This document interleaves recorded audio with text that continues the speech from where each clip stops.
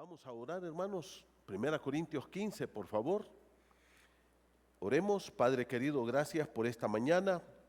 Esta mañana estamos contentos de estar aquí, de tener el perdón de todos nuestros pecados, la certeza y seguridad de la vida eterna, Señor, porque Cristo nos ha salvado a través de ese sacrificio perfecto que acabamos de recordar a través de la Santa Cena.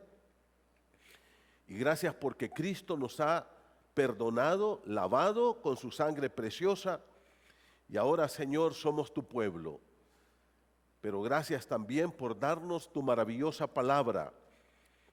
Padre, te pido que nos ayudes a respetar la Biblia, a estudiar tu palabra, a vivirla y a seguirla predicando. Gracias, Señor, por este tiempo. Háblanos, cámbianos, transfórmanos, en el nombre de Jesús. Amén. Muy bien, 1 Corintios 15, el apóstol Pablo va a hablar ampliamente de lo que es la resurrección. Este es un tema, hermanos, que a veces nosotros no lo entendemos a fondo y por eso estamos dedicando y no hemos corrido para poder entender la enseñanza que la palabra de Dios nos da. El argumento del apóstol Pablo en este capítulo, en los 58 versículos que tiene, lo voy a repetir, ya lo he dicho, pero vale la pena que lo tengamos en la mente, que lo tengamos también en nuestro corazón. El Evangelio de Jesucristo es el aval que garantiza nuestra futura resurrección. El Evangelio de Jesucristo es el aval que garantiza nuestra futura resurrección. Cuando hablamos del Evangelio, Pablo lo define en los primeros versículos. Es el Evangelio que debemos predicar. Y Pablo dice que el Evangelio es que Cristo, ahí comienza el Evangelio, con Cristo. Él es el corazón del Evangelio. Y dice que el Evangelio es que Cristo vino, que Él fue a la cruz, que ahí tomó nuestros pecados y murió, que fue sepultado, pero que resucitó al tercer día y que apareció y fue exaltado, glorioso al cielo, como el gran triunfador. Triunfó sobre Satanás en la cruz, triunfó sobre el pecado, ya no somos esclavos del pecado, triunfó sobre el mundo, la Biblia dice que por Cristo estamos crucificados al mundo. La cruz de Cristo nos da victoria sobre el mundo. La cruz de Cristo nos da victoria sobre la carne. Y por último, cuando Cristo resucita, la cruz de Cristo nos da victoria sobre la muerte. Y aquí Pablo va a abordar este tema con amplitud. En primer lugar, vimos que el Evangelio es la clave para asegurar nuestro futuro en el cielo. Esos son los primeros 11 versículos. Dice el Evangelio que se les predicó, el Evangelio que oyeron, el Evangelio en el cual creyeron. Es a través del Evangelio, cuando usted y yo oímos el Evangelio, el mensaje del Evangelio, que es la obra de Cristo, Cristo y su obra, que usted y yo podemos tener seguro nuestro lugar en el cielo. Sin el Evangelio no hay salvación, no hay perdón, no hay vida eterna. En segundo lugar, estudiamos que el Evangelio nos da las razones doctrinales y lógicas de la resurrección. Y eso lo vimos el domingo anterior en los versículos del 12 al 19. El Evangelio nos da las razones doctrinales y lógicas. Y ahí Pablo discurre mucho sobre la lógica de la resurrección. Doctrinalmente, dice, si Cristo no resucitó, no hay predicación que tenga contenido, no hay salvación, todo es vano, no sirve. Aquí estamos perdiendo el tiempo. Y hoy vamos a ir a la tercera parte del estudio de 1 Corintios 15. El Evangelio de Jesucristo trajo la esperanza bienaventurada de la resurrección para todos los creyentes. Esta es la tercera parte, versículos del 20 al 28.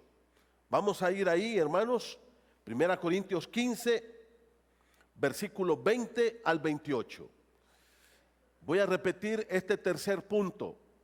No se olviden, el argumento, el Evangelio de Jesucristo es el aval que garantiza nuestra futura resurrección. En primer lugar, el Evangelio es la clave para asegurar nuestro futuro en el cielo.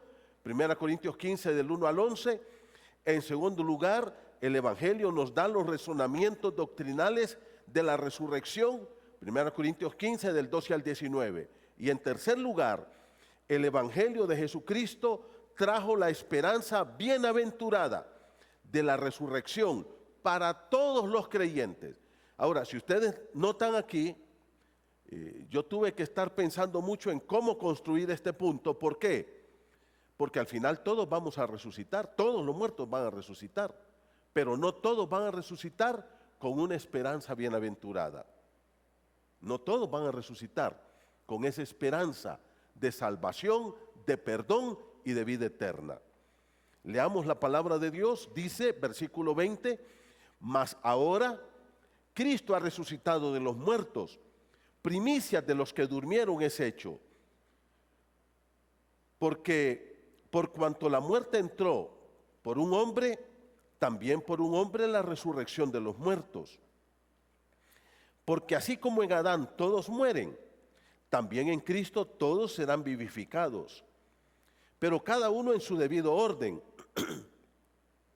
Cristo las primicias, luego los que son de Cristo en su venida. Luego el fin, cuando entregue el reino al Dios y Padre, cuando haya suprimido todo dominio, toda autoridad y potestad, porque es preciso que Él reine hasta que haya puesto a todos sus enemigos por estrado de sus pies. Y el postrer enemigo destruido, que será destruido, es la muerte, porque todas las cosas las sujetó debajo de sus pies. Y cuando dice que todas las cosas han sido sujetadas a Él, claramente se exceptúa aquel que sujetó a Él todas las cosas. Pero luego de que todas las cosas le estén sujetas, entonces también el Hijo mismo se sujetará al que le sujetó a Él todas las cosas, para que Dios sea en todos, sea todo en todos. De modo, bueno, hasta ahí vamos a llegar. Después vamos a leer los otros versículos, hasta el versículo número 28. Ahora, hermanos, es a través del Evangelio de Jesucristo que nosotros podemos tener lo que se le llama esperanza bienaventurada de la resurrección.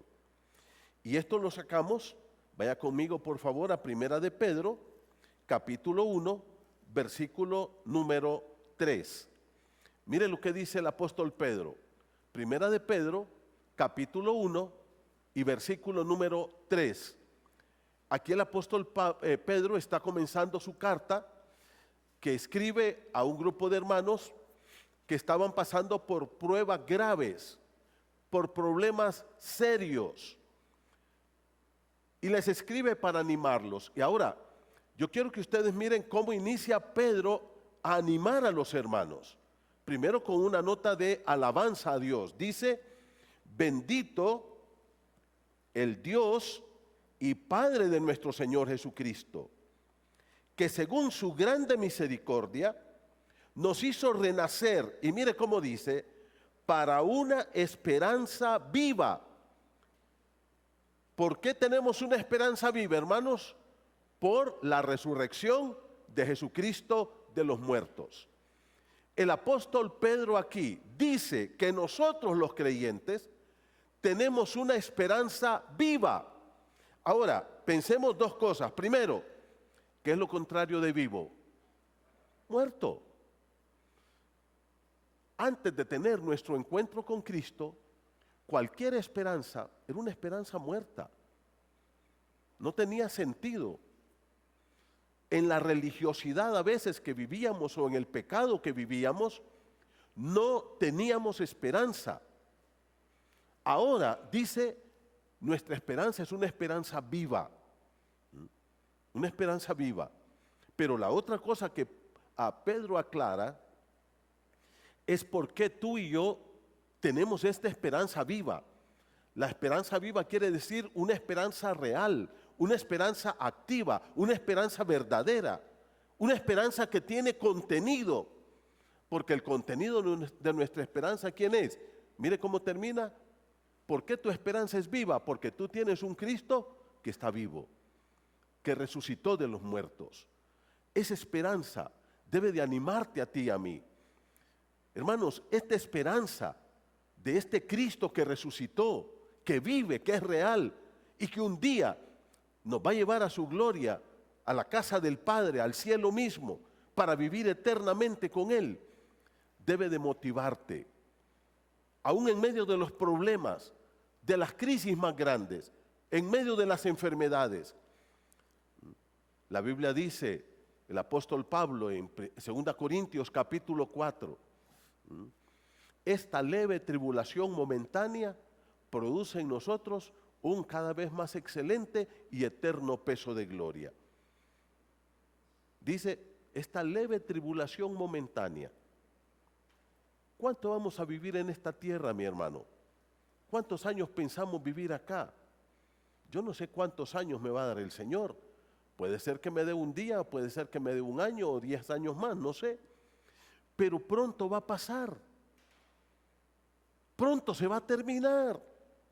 Lo que me espera es glorioso. Lo que nos espera a los hijos de Dios es lo más maravilloso. Partir de este mundo, dice Pablo, es muchísimo mejor porque vamos a estar en los brazos de nuestro amado Señor y Salvador. Esa esperanza debe de fortalecer tu vida espiritual. Esa esperanza, mi hermano, debe de agarrar nuestro corazón y meterlo en el cielo mismo. Desarraigarnos de esta tierra y vivir para la gloria del Señor. En 1 Corintios capítulo 15, volvamos allá por favor, el apóstol Pablo dice que ahí en Corinto muchas personas decían que Cristo había resucitado, pero que los muertos ya no iban a resucitar. Y Pablo dice, eso es incongruente. Y ahora, después de que Pablo dice que Cristo es ese Cristo resucitado, es el que le da contenido a la predicación, al mensaje apostólico, a la fe nuestra, a la salvación nuestra, como ya lo vimos en 1 de Pedro 1, ahora Pablo da una nota de triunfo. Y así comienza el versículo número 20. Mas ahora, ¿qué dice Pablo? Cristo ha resucitado. Aquí, hermanos, es una declaración contundente, es una declaración directa, es una declaración de triunfo.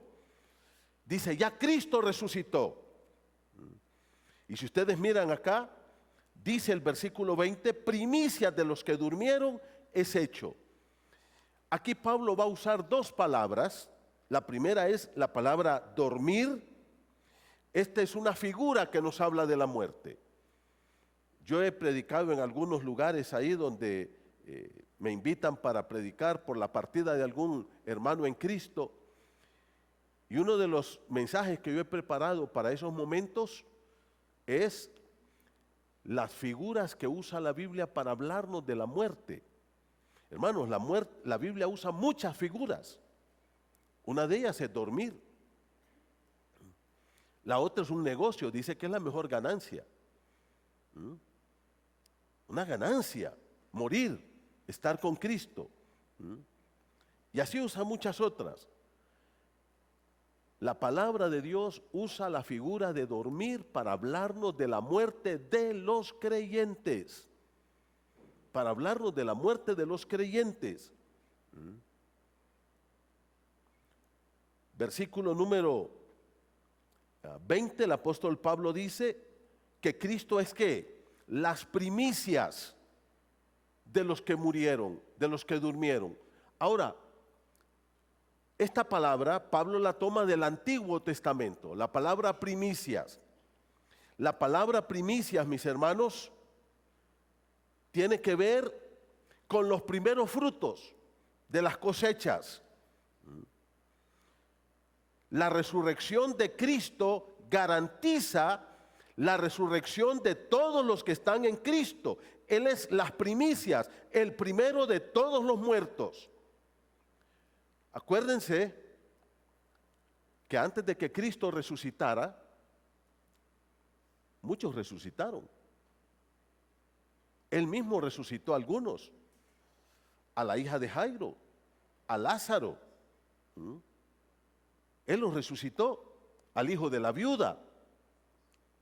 En el Antiguo Testamento, Elías resucitó al hijo de la viuda que murió. Eliseo incluso después de morir resucitó uno.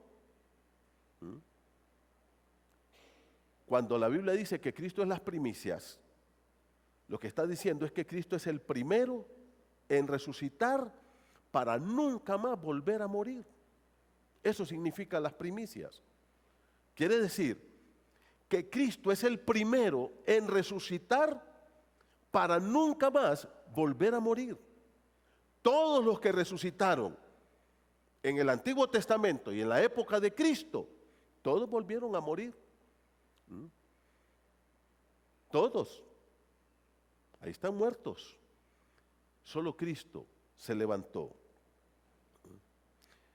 Cristo, nuestro amado Señor y Salvador, resucitó como las primicias para no volver a morir jamás. Dice Pablo, Cristo ha resucitado. Las primicias, hermanos, ¿qué eran las primicias? Era la primera parte de la cosecha, era lo primero que se cosechaba. Siempre hay algo que madura más que otro en las cosechas, ¿no es cierto? Usted tiene un árbol de mango y empieza a florear y luego salen los mangos y de repente hay uno que ya está amarillito. Y cómo da gusto bajar ese mango y comerlo, ¿no es cierto? Esas son las primicias. Ese es el primer mango. Ese primer mango que usted dice, ya está, me lo como. Mire conmigo, por favor, el libro de Éxodo capítulo 23. Mire conmigo Éxodo capítulo número 23.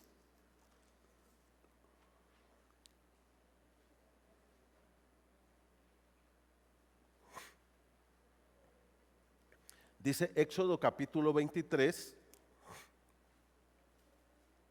hablando de las ofrendas que el pueblo debía traer al templo.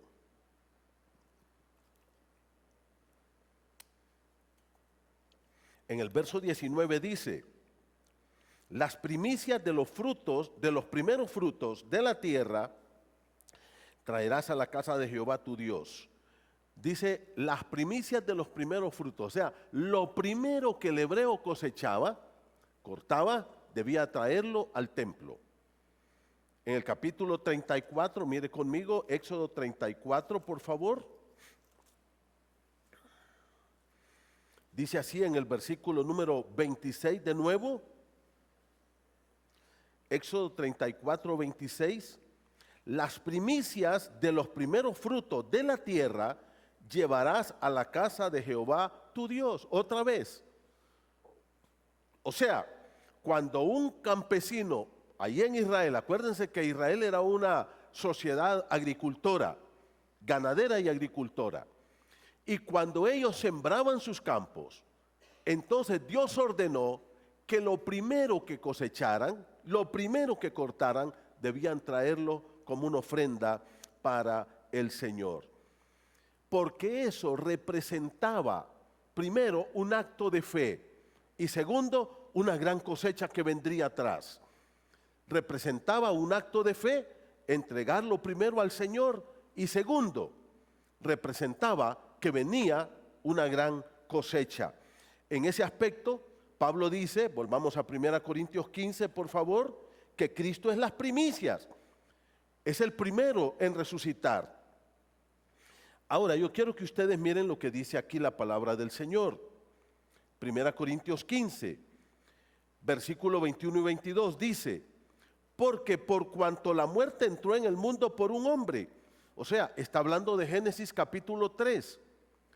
La muerte, hermanos, es consecuencia del pecado. En el libro de Génesis 2, Dios le dijo al hombre, el día que comas de ese árbol vas a morir. Y yo quiero decirles algo, es lo que yo he estudiado de la Biblia. Hermanos, la muerte es la bendición más grande de la gracia de Dios para el hombre. ¿Se pueden imaginar ustedes un hombre que no muera y vive y achaques y enfermedades y cada vez más deteriorado y sin morir? La muerte nos saca de este mundo. La muerte nos libra de los dolores, de los problemas, de las enfermedades. A nosotros, los creyentes en Cristo, no miremos la muerte como una desgracia. No miremos la muerte como la mira el mundo, como la miran las religiones paganas. Hermano, si hay algo que usted y yo tenemos que estudiar, y ahorita el Señor me está dando una idea acá, es enseñar la teología de la muerte en la Biblia. Porque la gente en el mundo mira la muerte como una desgracia, como lo peor. Pero para el cristiano la muerte es la bendición más grande que nosotros tenemos. Es la puerta que nos abre la entrada a la casa del Padre. Yo cierro mis ojos aquí y en el momento, y Pablo lo dice eso en la palabra de Dios, en 2 Corintios, Pablo dice, estamos en el cuerpo, estamos ausentes del Señor. Y más queremos estar ausentes del cuerpo y presentes al Señor. Cuando yo muera, yo voy a ver a mi Salvador. Me voy a poner ahí a abrazar sus pies, a adorarlo ahí por lo que Él hizo, a darle gracias. Algo que anhela mi corazón, algo que anhela lo más profundo de mi ser. Es ver a mi Salvador. Desarraiguémonos de este mundo. Deja de estar solo pensando en este mundo. Enamorémonos de la eternidad con Cristo, con ese Cristo que nos está esperando. Entonces, dice que la muerte entró en el mundo por un hombre. Cuando el hombre fracasó, se cumplió lo que Dios le dijo en Génesis 2, ciertamente morirás. Y Hebreos 9:27, ¿qué dice? De la manera que está establecido, ¿para quién? Para los hombres que mueran una sola vez. Ahora miren lo que dice, y después de esto, después de la muerte, ¿qué viene? El juicio. La muerte no termina con la vida del ser humano, ni con los creyentes ni con los impíos. El alma no muere. La vez pasada estaba escuchando un mensaje que estaba predicando mi hijo Daniel, no me acuerdo en qué pasaje de Lucas, y Daniel dijo algo que me llamó la atención. Dice, ¿saben una cosa, hermanos? No es el 90% de los hombres que mueren, ni el 95, ni el 99. La muerte es, ¿para qué? El 100% de los seres humanos. 100%. Nadie se va a escapar de eso. Porque todos somos pecadores. Y la muerte es consecuencia del pecado. Ahora, más adelantito vamos a ver que también hay tipos de muerte. Ya lo vamos a ver. Entonces, mira el versículo 21. La muerte entró por este hombre Adán, cabeza de la raza humana, que nos trajo la muerte, pero también dice, por un hombre vino la resurrección de los muertos. ¿Quién es este hombre? Es Cristo Jesús. El primer Adán trajo la muerte. El último Adán, ¿qué nos trajo? Nos trajo la vida. Versículo número 22. Porque así como en Adán todos mueren, también en Cristo todos serán vivificados. Todos van a resucitar. Ahora, aquí entramos a un punto que es muy importante. Y hermanos, yo quiero que presten toda la atención a esto que les vamos a decir ahorita. ¿Qué dice la palabra de Dios? Mire cómo dice acá, versículo número 23. Todos vamos a ser resucitados, pero cada uno, ¿qué dice? En su debido orden. Hermano, la palabra que usa el apóstol Pablo acá es una palabra que en el original es tagma, orden. Esa es la palabra que usa aquí. La palabra tagma en el original quiere decir una unidad militar de infantería. Eso es lo que literalmente que era un tagma, un desfile militar. Cuando los ejércitos iban a la guerra, después de sus triunfos, venían de regreso, triunfantes. Ahora, ¿quién era el que venía adelante en el desfile militar, en ese tagma? El general victorioso, él era el que venía adelante. Y luego venían los mandos militares hacia atrás. Yo no fui militar, así es que no sé cuáles son los mandos. Los que fueron militares saben quiénes van de ahí para atrás, los coroneles o los generales, coroneles, capitanes, no sé. ¿Ok? Y al final venían los soldados. Y estos soldados traían dos cosas: el botín de guerra y traían los esclavos. Los soldados venían con todo el botín y entonces así entraban en la ciudad, siendo recibidos por todo el pueblo con aplausos. Y esa es la palabra que usa aquí el apóstol Pablo, tagma. Dice, todos van a resucitar, pero ¿cómo dice? En su orden, hay un tagma. Yo me voy a morir, pero no voy a resucitar cuando yo quiera. Es en el orden que Dios ha establecido. ¿Y cuál es ese orden? Bueno, yo quiero decir, vayan conmigo por favor al libro de Apocalipsis. Busque conmigo el libro de Apocalipsis en el capítulo número 20. Y esto es algo que ustedes y yo tenemos que aprender. Y hermanos, yo quiero decirles algo, hay que crecer en el conocimiento de la Biblia.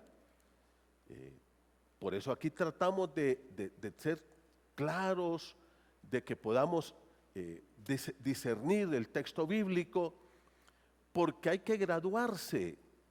Así nos decía el doctor Carballosa, los hermanos tienen que graduarse. ¿Qué quiere decir eso? Que tienen que ir avanzando en sus conocimientos de la Biblia. Hay gente que tiene 10 años de estar aquí, uno le dice la tribulación, ¿y qué es eso? ¿Será lo que estoy pasando yo? Y no saben lo que es la tribulación y la gran tribulación. El escritor de la carta a los Hebreos dice, muchos de ustedes ya deben ser maestros y todavía quieren estar aprendiendo el ABC. No puede ser. Vamos a hablar de algo y yo quiero que presten toda la atención. Apocalipsis 20. Mire lo que dice la palabra del Señor. Versículo número 4.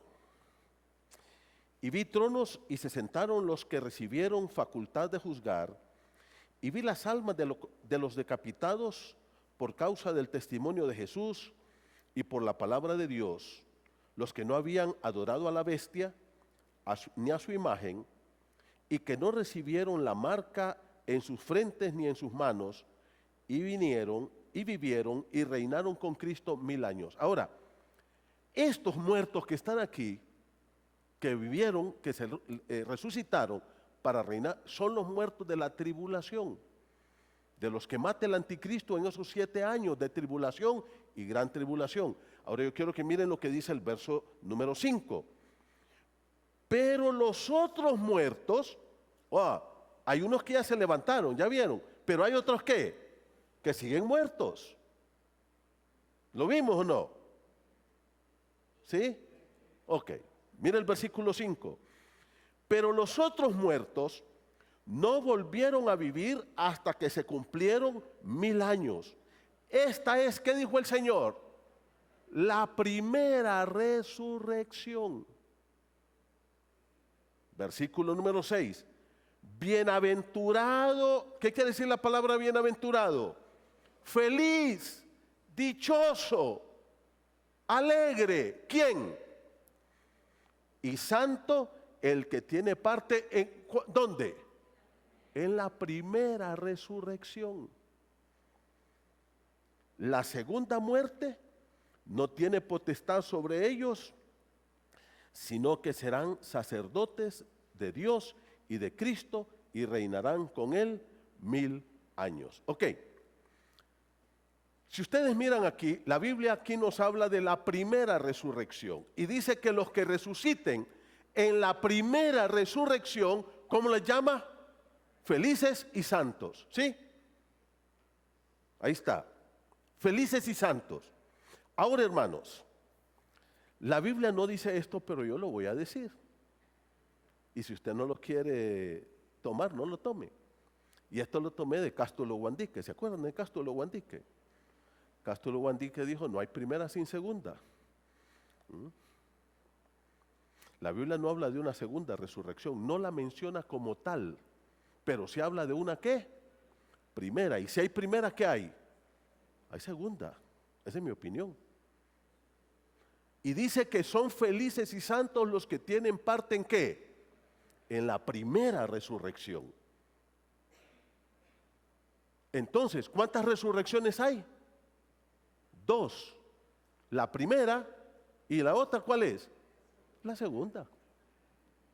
Solo hay 2. La primera y la segunda. ¿Cuál es el punto? El punto es que la primera resurrección, hermanos, se va a dar en 4 etapas. Y eso es lo que usted tiene que entender. ¿Cuántas resurrecciones hay? 2, primera y segunda. Pero la primera resurrección se va a dar ¿en qué? En 4 etapas. Vamos a ver, chicos. David, vamos a ver aquí. Hice un cuadrito para que ustedes me puedan entender, ¿ok? Para que podamos ver. Yo quiero que usted mire conmigo lo que dice Pablo en 1 Corintios capítulo 15. Volvamos allá. Busque conmigo 1 Corintios 15. El apóstol Pablo dice, 1 Corintios capítulo 15, versículo número 23. ¿Están conmigo en 1 Corintios 15, 23? Dice, pero cada uno va a resucitar ¿qué? En su debido orden. Ahora, ¿quién es el primero que dice ahí? Cristo. Hermanos, aquí ustedes tienen un cuadro que yo les he preparado para que nosotros podamos saber dónde ubicar las resurrecciones. ¿Dónde ubicarlas? Primero, Cristo es, presten atención a esto, la primera etapa ¿de qué?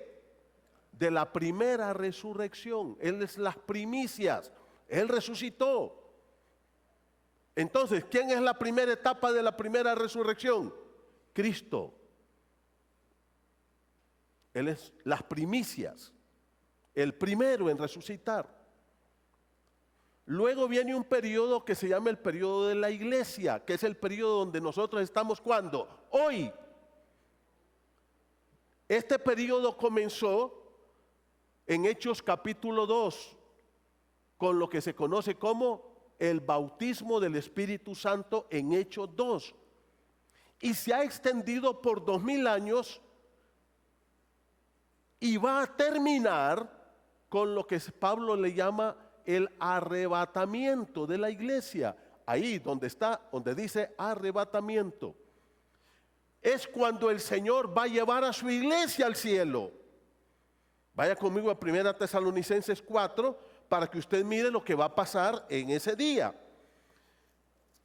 Desde que empezó la iglesia en Hechos capítulo 2, tal vez lo podíamos poner grandecito, David, como lo tenías. ¿Ok? Ahí, gracias. Escuchen esto, hermanos. Desde que comenzó la iglesia en Hechos capítulo 2 hasta hoy, millones de creyentes han muerto, ¿sí? Han muerto, y han muerto con su fe en Cristo.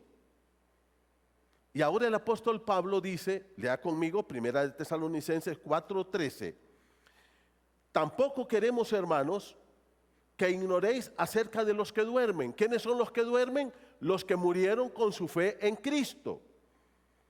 Para que no os entristezcáis como los otros que no tienen esperanza.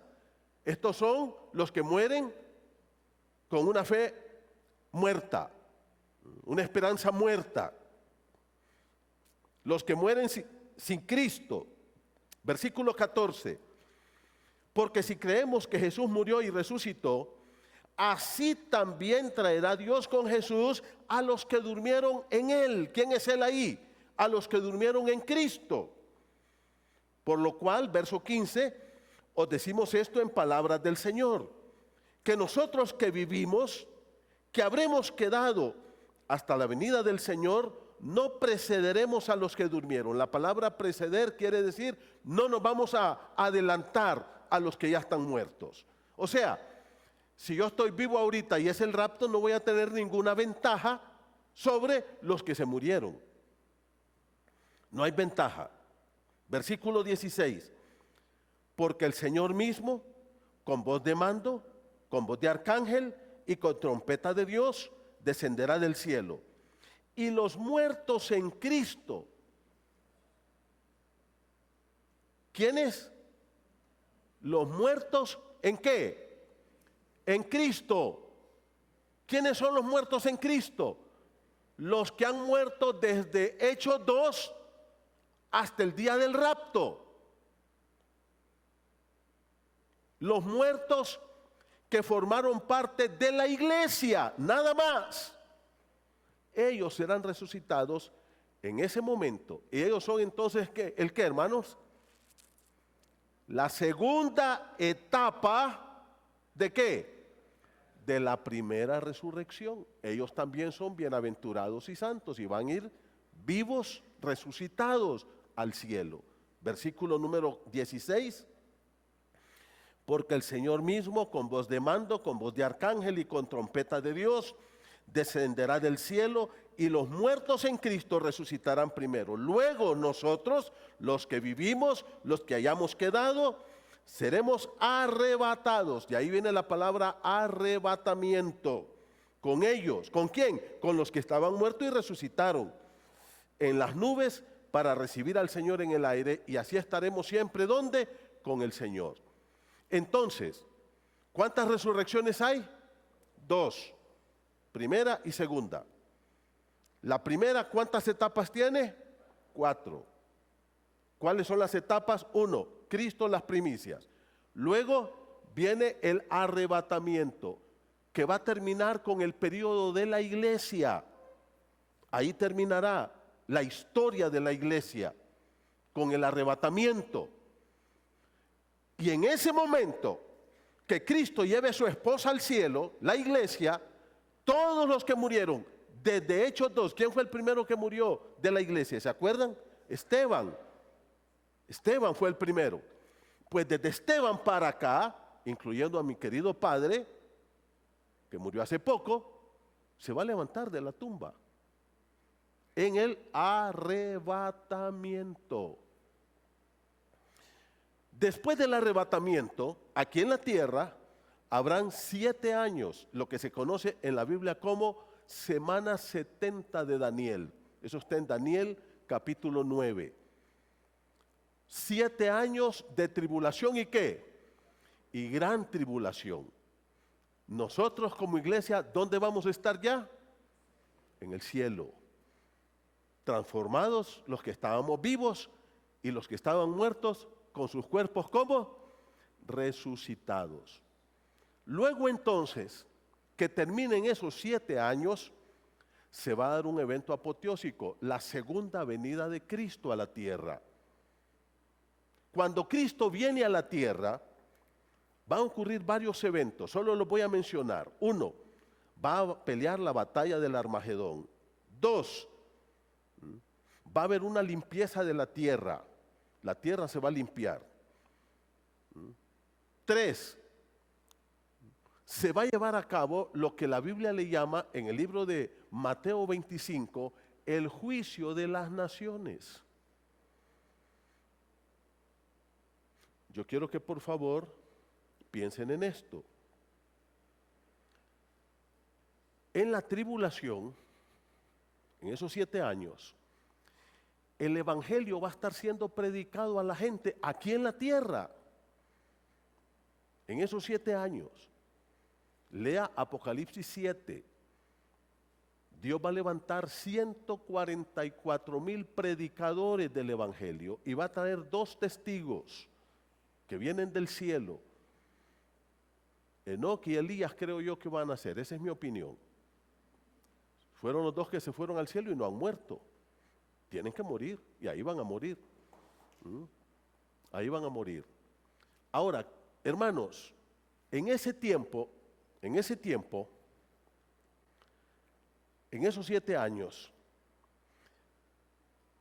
se va a implantar el imperio del anticristo, la bestia de Apocalipsis 13. Y él va a ser una estatua de él, le va a dar vida y va a haber un caos terrible. Y va a implementar el sello de la bestia. El sello de la bestia es 666. Solo lo aclaro, no es 666, es 666. Y usted me dice, pero es lo mismo. No, no es lo mismo. Son 3 seises, no es 666. 666. Y el que no se deje sellar y el que no adore a la bestia o al anticristo, lo van a matar. Entonces, el evangelio va a estar siendo predicado en esos 7 años de tribulación y gran tribulación. Mucha gente se va a convertir.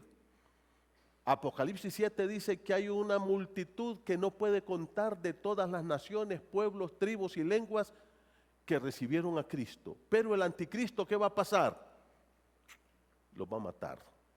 Y eso es lo que leímos en Apocalipsis 20. Vaya conmigo, Apocalipsis 20. Mire conmigo, por favor.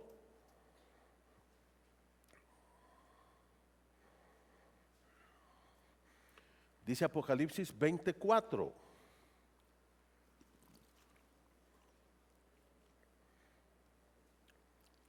Y vi tronos y se sentaron sobre ellos los que recibieron facultad de juzgar. Y ahora miren lo que dice. Y vi las almas de los decapitados por causa del testimonio de Jesús y por la palabra de Dios. Los que no habían adorado a la bestia ni a su imagen. ¿De dónde salieron estos? De la tribulación. En esos 7 años. No adoraron a la bestia ni adoraron a su imagen. ¿Y qué pasó con ellos? Los mataron. Por eso dice, vi las almas de los decapitados. Miren, los mataron. Ahora, ¿qué dice el versículo número 4? Mire cómo dice, por favor, al final. Y vivieron y reinaron con Cristo, ¿qué? 1000 años. Entonces, hermanos, antes de que comience el milenio, aquí va a haber la tercera etapa de la primera resurrección. ¿Quiénes van a resucitar en esa tercera etapa? Esos que acabamos de mencionar. Los que recibieron a Cristo en esos 7 años de tribulación y que el anticristo los mató. Ellos van a resucitar ahí. Antes de entrar ¿a dónde? Al milenio. Mire cómo dice al final del verso 4. Dice, y no recibieron la marca en sus frentes ni en sus manos, y vivieron y reinaron con Cristo, ¿qué? 1000 años. Entonces, ahora tenemos ahí que ahí van a resucitar antes de entrar al milenio todos los que recibieron a Cristo en esos 7 años de tribulación, y el anticristo los mató. Los mató, los sepultaron. Pero cuando Cristo venga y empiece el reino, los 1000 años, ahí resucitarán ellos. Y eso es lo que dice ahí Apocalipsis 20. Entonces, tenemos, ¿cuántas resurrecciones hay? 2. ¿Cuáles son? Primera y segunda. La primera resurrección es ¿para qué? Bienaventurados y santos, felices. ¿Cuántas etapas tiene la primera resurrección? 4. ¿Cuál es la primera etapa? Cristo. La segunda etapa, los que resuciten en el arrebatamiento, que eran miembros ¿de dónde? De la iglesia, y murieron en este tiempo. Luego viene una tercera etapa de la resurrección. ¿Cuál es la tercera etapa? Los que recibieron a Cristo en esos 7 años de tribulación, que no adoraron a la bestia, y la bestia los mató, y cuando Cristo va a inaugurar el milenio, entonces ahí resucitan estos. Ya que está en Apocalipsis, mire conmigo Apocalipsis 7, por favor. Mire conmigo el libro de Apocalipsis capítulo 7.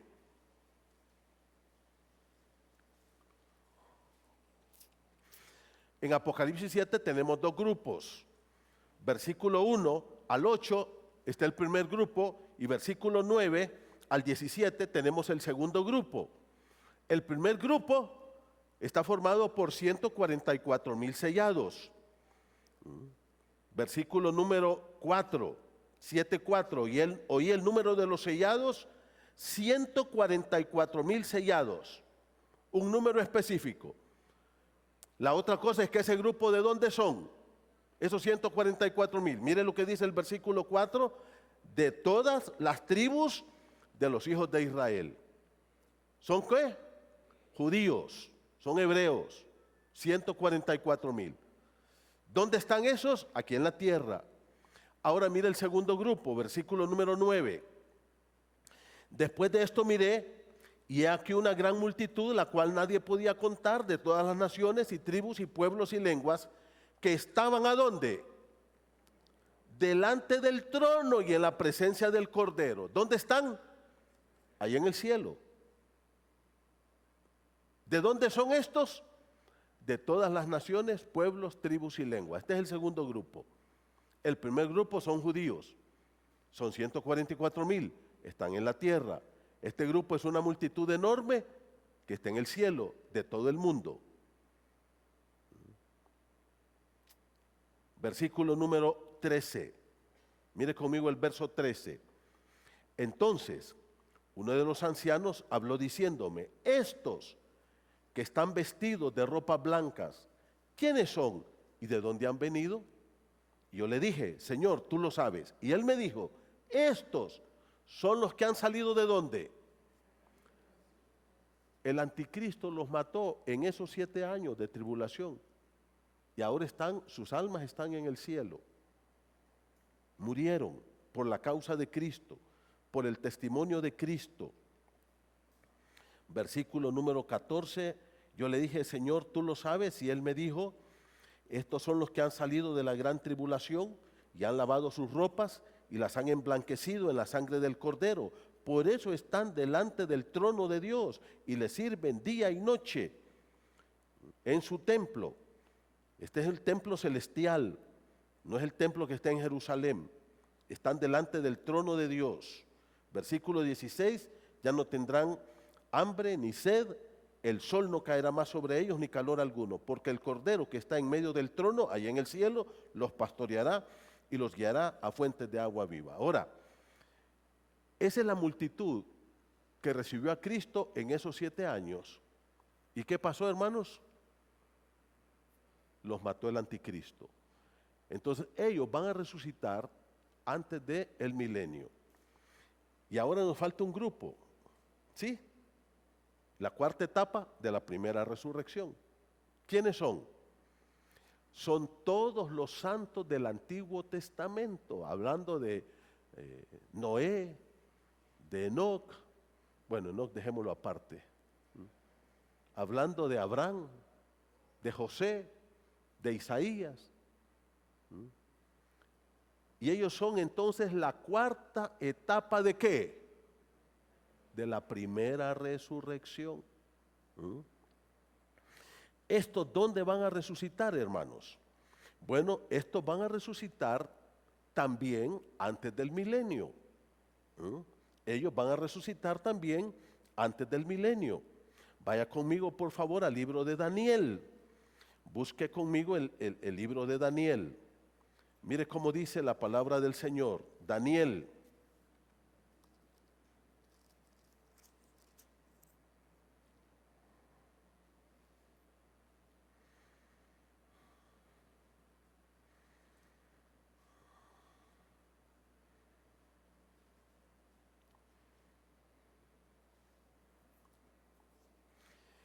Vamos a ir al capítulo 12.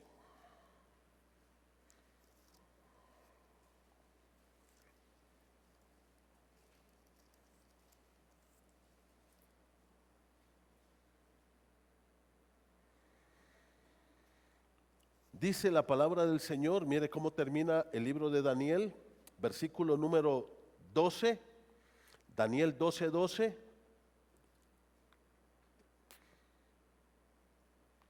Bueno, miren el 11, vamos a leer Daniel 12, 11. Y desde el tiempo que se ha quitado el continuo sacrificio hasta la abominación desoladora, esto está hablando de la tribulación ahí, habrá 1290 días. ¿Okay? Es la segunda etapa de la tribulación.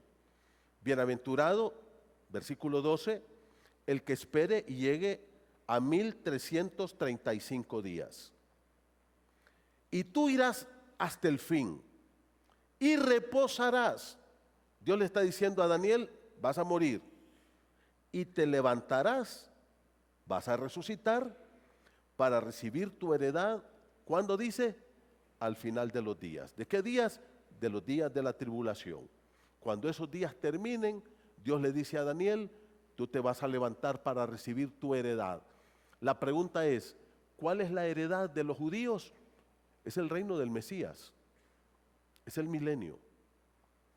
Esa es la heredad de los judíos. Eso es lo que ellos esperan. El reino de su Mesías.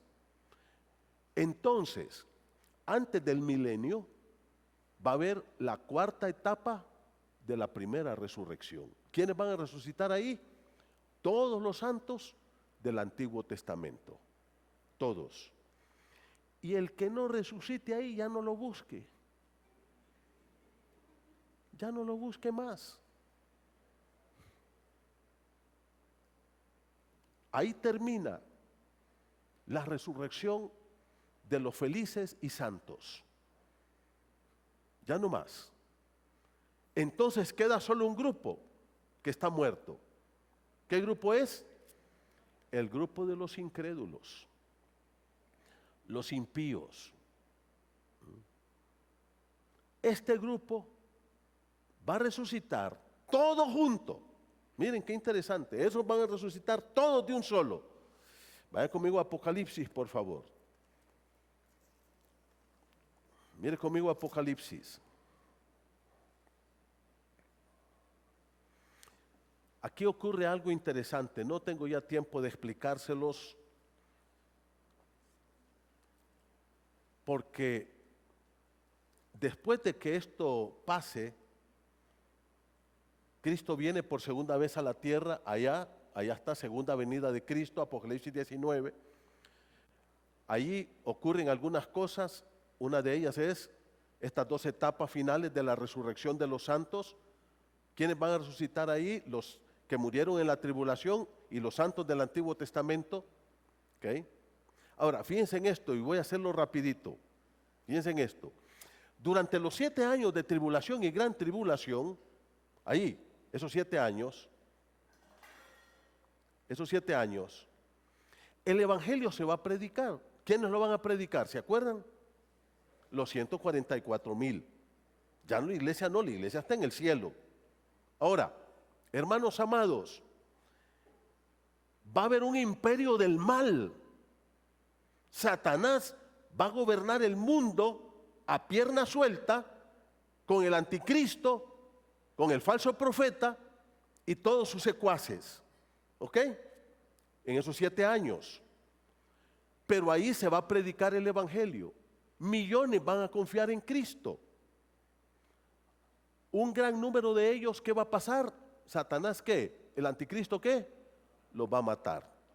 Pero, según lo que dice Apocalipsis 12, milagrosamente, algunos van a escapar. Y van a terminar vivos con su fe en Cristo. Entonces, cuando comience el milenio, ahí se da lo que se llama el juicio de las naciones. ¿Se dan cuenta por qué yo les digo que ustedes tienen que crecer? Que cuando uno hable de esto, usted ya sepa, el juicio de las naciones, ya sé lo que es. Hay que estudiar la Biblia. Por eso queremos estudiar la palabra de Dios. Ahora, hermanos, cuando empiece el milenio, va a entrar Cristo resucitado, los santos de la iglesia resucitados y transformados, los santos de la tribulación resucitados, los santos del Antiguo Testamento resucitados, y entramos al milenio con Cristo. Lindo, eso va a ser un tiempo espectacular. Yo estoy esperando ese milenio, como ustedes no tienen una idea. Va a ser el tiempo más hermoso, más maravilloso. De los que entraron vivos, los que salieron vivos de la tribulación, que recibieron a Cristo, escuche esto, que recibieron a Cristo, esos van a pasar vivos ¿dónde?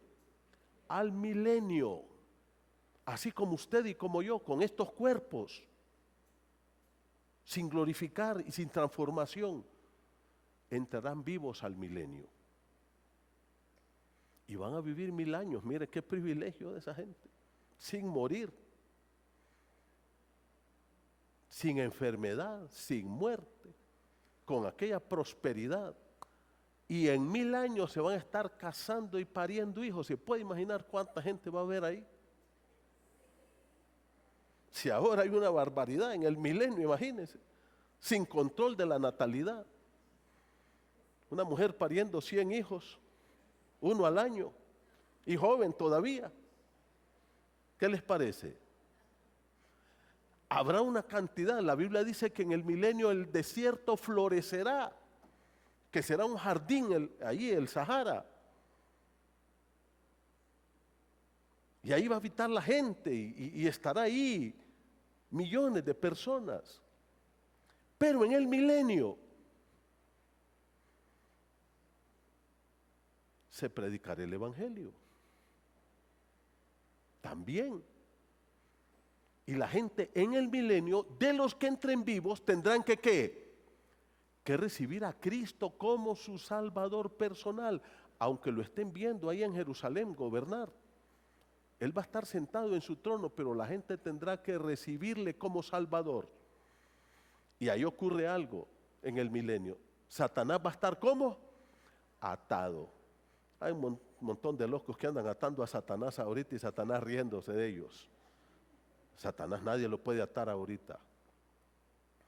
Que yo te ato, Satanás. Sí, ándese creyendo esos cuentos chinos usted. Ándese creyendo esos cuentos. Es en el milenio donde Satanás va a estar atado 1000 años. O sea, no, Satanás estará atado. Habrá una justicia tremenda, habrá una riqueza, habrá una prosperidad enorme.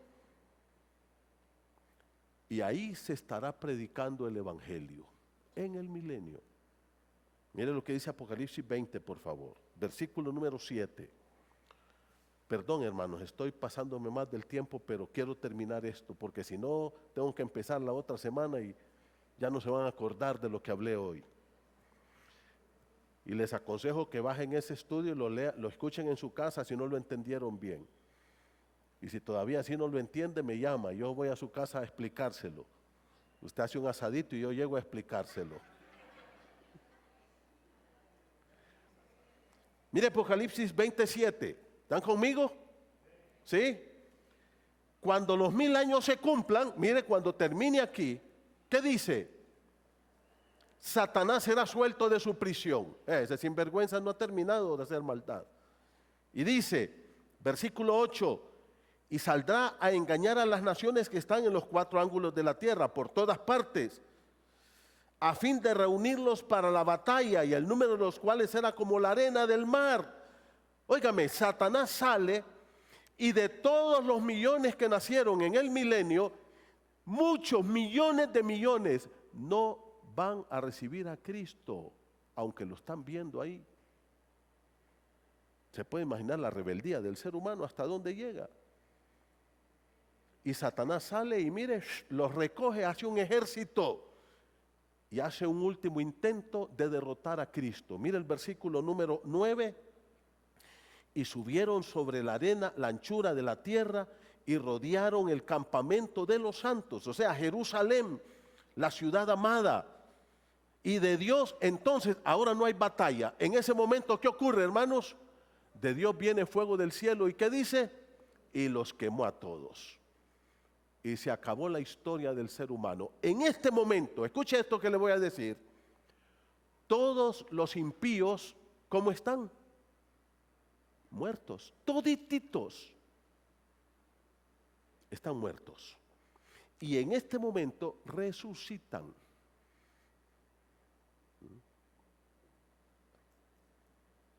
Dice la palabra del Señor, versículo 11, 20:11, y vio un gran trono blanco y al que estaba sentado en él, de delante del cual huyeron el cielo y la tierra, y ningún lugar se encontró para ellos, y vi a los muertos, grandes y pequeños, de pie ante Dios. Ya no están muertos, resucitaron, y los libros fueron abiertos, y otro libro fue abierto, el cual es el libro de la vida, y fueron juzgados los muertos por las cosas que estaban escritas en los libros según sus obras.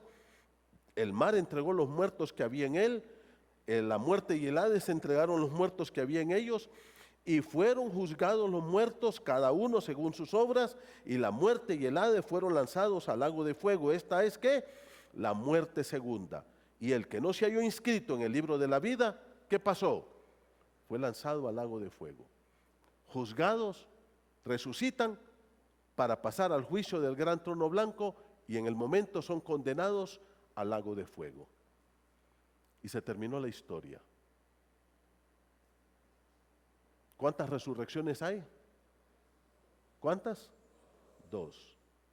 Primera y segunda. La primera resurrección, ¿cuántas etapas tiene? 4. El primero es Cristo.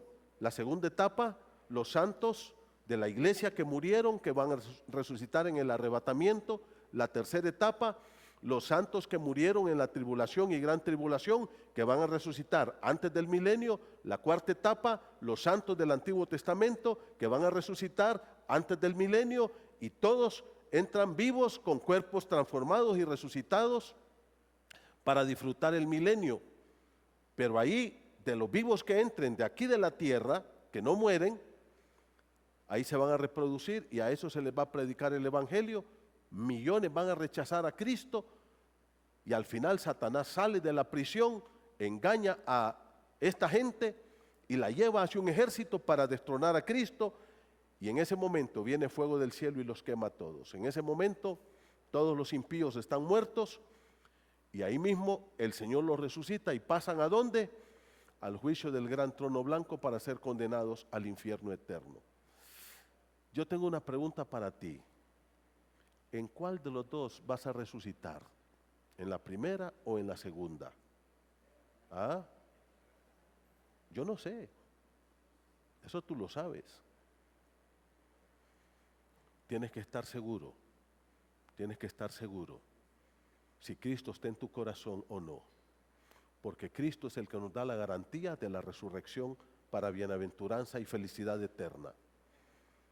Hermano, y si Cristo está en tu corazón y tú vas a vivir en el cielo, tienes que divorciarte del pecado, del materialismo, de la mundanalidad, y vivir para ese Cristo con el cual viviremos en la eternidad. Y si hay alguna persona esta mañana que dice, yo no tengo a Cristo en mi corazón y no lo he recibido, quiero decirte que solo Cristo puede perdonarte y regalarte la vida eterna para que seas de los felices y bienaventurados y santos que vamos a estar con Él en el cielo eternamente y para siempre. Cerremos nuestros ojos y vamos a terminar con oración. Padre, en esta hora te damos gracias porque la Biblia es clara y nos enseña cómo van a ser las cosas en el futuro. Y nosotros creemos firmemente que así serán porque tú eres soberano, Rey, estás sentado en el trono, y este es el programa que tú has hecho, Señor. Padre, danos luz, sabiduría para entender tu palabra, y que podamos nosotros apartarnos del pecado, del mundo, del materialismo, dejar esa frialdad, ese desánimo, esa pereza espiritual, cualquier cosa que nos esté apartando de ti y que podamos consagrar nuestra vida para gloria de tu nombre. Padre, danos una vida de entrega, de gratitud, una vida, Padre, que la vivamos con los pies en esta tierra, pero con el corazón, el alma y la mente anhelando la patria celestial. Padre, gracias por esta mañana. Despídenos en paz. En el nombre de Jesucristo. Amén.